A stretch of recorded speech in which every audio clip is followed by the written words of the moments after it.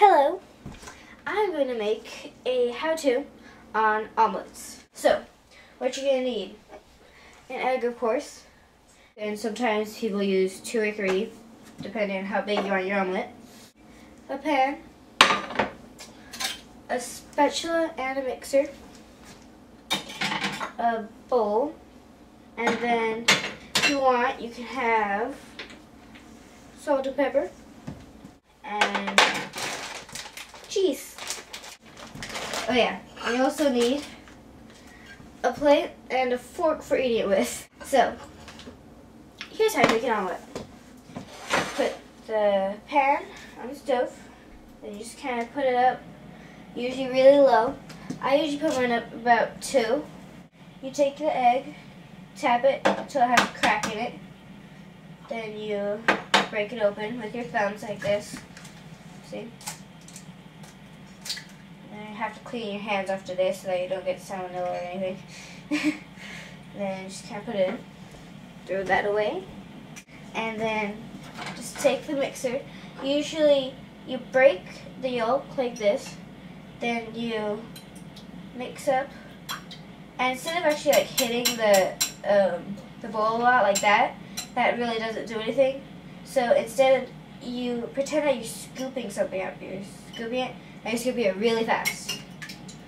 So it just sounds kind of like this. You might hit it a few times, but that's okay. It's kind of hard.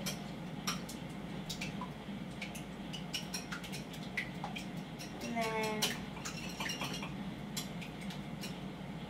don't break it all the way. And then it's not merging. Okay.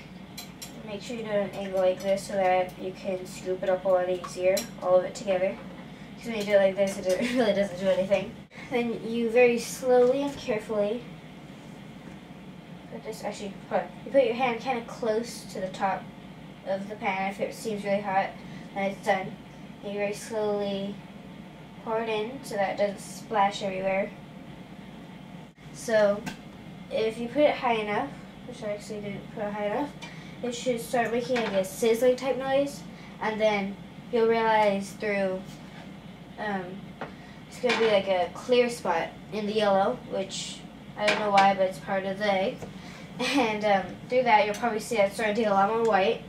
Mine is starting to get a little bit white, and it's starting to stick to the pan like that, see? See how it's sticking to the pan? And it's not really going down like the rest of this is. So when that happens, that's what you do. You usually don't put the salt and pepper until after you flip it. I will take my cheeses, my Mexican blend, and just kind of, I usually like to put a lot, not too much though. So, put in your cheese, or whatever you want to put in. My dad likes it with avocado. And then, if you kind of take it, and see here, you kind of go like this, and see how it's really white right there, like this. Then just kind of make sure that it gets all of it, like the yellow touches all of the black spots, which I accidentally made when I was showing you it. And then just kind of go like that. And then I don't think I have it high enough, so you just, if you need to, you can put the heat a lot higher or a little bit, depending on how fast it's seeming to burn. So what you do is you try to almost like scoop up the edges, and if it's kind of going up in a slop like this, then it's not done yet. But if you get it and it's coming out like this, that means it's done, which it is. So instead of just pulling it up, which probably would break it, you would take it and you'd get all the edges off like this. Kind of disconnect the edges from the pan. Make sure the whole thing is not connected. See, so you go under. And I usually do it twice just to make sure that it's all completely not connected. And when you're doing this, be careful, because if you like start moving around, you might get your finger too close to it, and then you might burn yourself a little bit. So you just scoop it up like this. Try to make it go all the way under. my sriracha is like really bendy. See, you try to go flattish type thing, and you just flip it over.